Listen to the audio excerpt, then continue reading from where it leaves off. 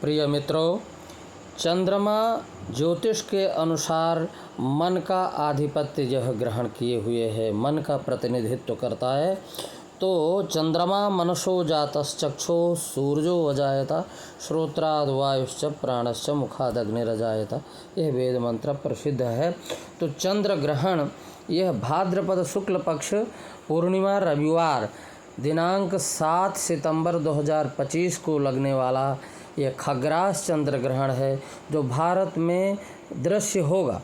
यह ग्रहण अंटार्कटिका, पश्चिमी प्रशांत महासागर, ऑस्ट्रेलिया, एशिया, हिंद महासागर, यूरोप, पूर्वी अटलांटिक महासागर में दिखाई देगा।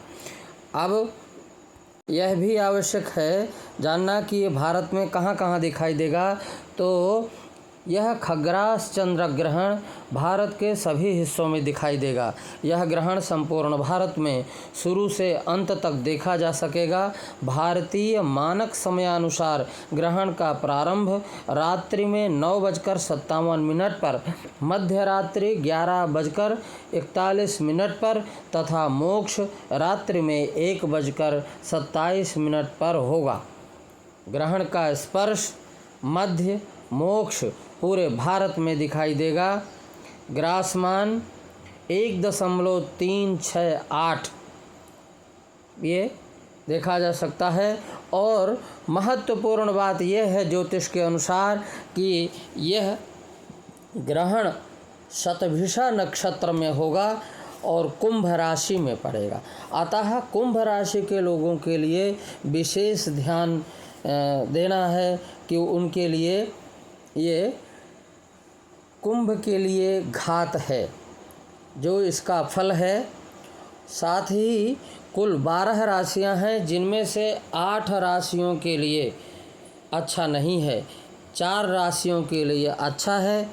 और उन 8 राशियों में भी 4 राशियों के लिए विशेष अच्छा नहीं है, विशेष खराब है, और 4 राशियों के लिए कम, जिनमें से मेष राशि के लिए लाभ है, वृष राशि के लिए सुख है, मिथुन राशि के लिए माननाश है, कर्क राशि के लिए मृत्यु तुल्य कष्ट है, सिंह राशि के लिए स्त्री पीड़ा है, और कन्या राशि के लिए सौख्य है, सुख है, तुला राशि के लिए चिंता है, वृश्चिक राशि के लिए व्यथा है, पीड़ा है, धनु राशि के लिए श्री है, और मकर राशि के लिए क्षति है, कुंभ राशि के लिए घात है, और मीन राशि के लिए हानि। ये 12 राशियों के लिए फल हैं। जिन राशियों के लिए अनिष्ट है, उनको अनिष्ट ग्रहण में दान करना चाहिए। दान से सुवर्ण निर्मितम नागम सतिलम कांस्य भाजनम सदक्षिणम स्वस्त्रंचा श्रोत्रियाय निवेदयेत, ये लिखा हुआ है कि सोने का बना हुआ नाग और तिल के सहित कांस्य के पात्र में दक्षिणा के सहित, वस्त्र के सहित श्रोत्रिय ब्रह्मनिष्ठ जो है ब्राह्मण को निवेदित करना चाहिए, दान करना चाहिए। सवर्णम राजतम वापे बिंबम कृत्वा स्वशक्तितः, अथवा सोने का, चांदी का, किसी का भी, अथवा चंद्रमा का बिंब बना करके भी अपने शक्ति अनुसार दे सकते हैं। ये उपराग जो है ग्रहण जनित जो क्लेश है उसके नष्ट करने के लिए विप्र को देना है।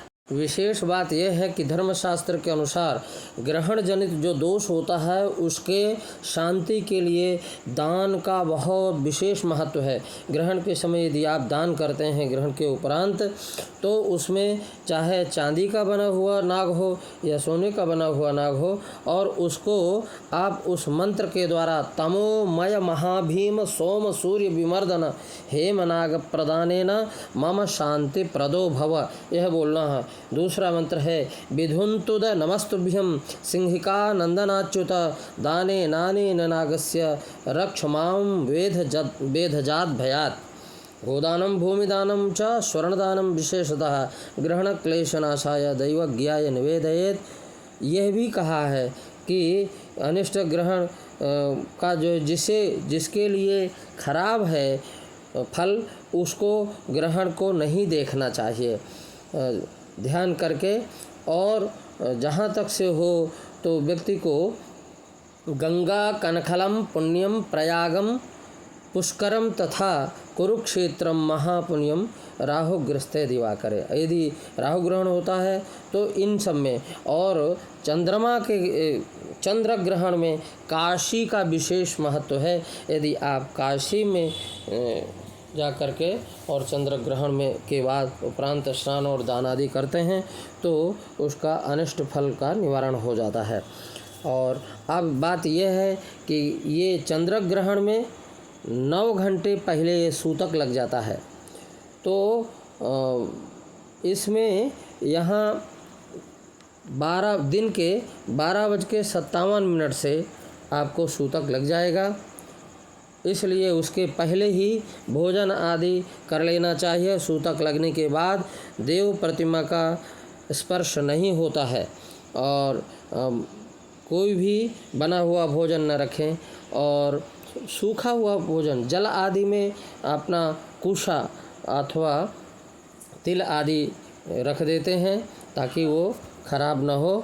और यह है कि बाल, वृद्ध और रोगियों के लिए छोड़ करके, और यह नियम है कि अन्य लोगों के लिए धर्मशास्त्र के अनुसार भोजन निषिद्ध है।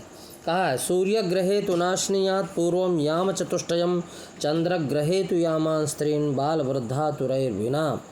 अर्थात सूर्य ग्रहण में 4 प्रहर पहले और चंद्र ग्रहण में 3 प्रहर पहले, तो 3 प्रहर में 9 घंटे होते हैं, 3 त्रिकाई 9।